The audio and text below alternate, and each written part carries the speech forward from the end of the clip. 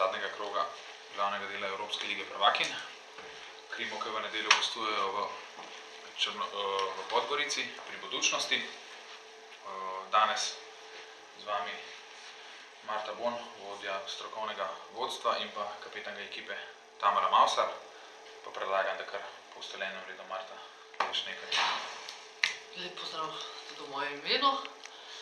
Torej, seveda, tako kot je bilo že rečeno, pred zadnjo tekmo, dejstvo, da ta pač sezona poteka tako, kot poteka, na nek način lahko rečemo po planu.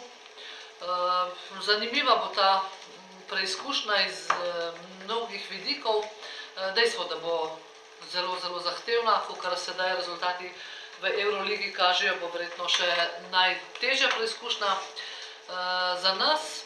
Po drugi strani bo pa seveda glavna stvar za nas, bomo dobili odgovor na to, kar najbrž nas čisto vse zanima, kako se bomo vse skupaj odzvali proti tej ekipi, ki v tej sezoni deluje zastrašujoče, kvalitetno, res kakovostno, res jih je pač užitek gledati, demonstrirajo moč, odločenost, vse, kar je moderen rokomet, pa še malo več.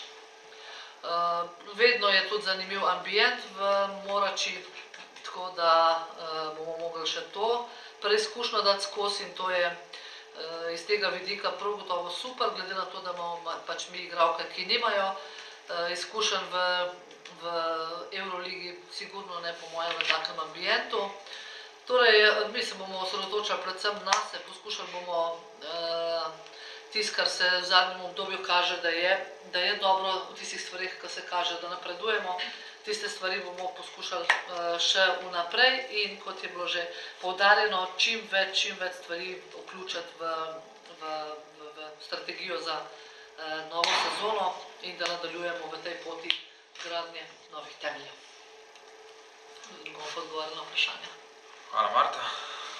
Tamara, še ti nekaj besed o zadnji tekmi.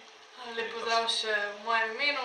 Če bi sam dodala, da zagotovo je res Budućnost v tem trenutku verjetno ekipa z najboljšim sistemom tako v napadu kot v obrambi. Tako da si predvsem želim, da ponovimo nekako igro iz Stožic proti njim, ne pa to, ko smo jo prikazali na zadnji tekmi proti Vardarju.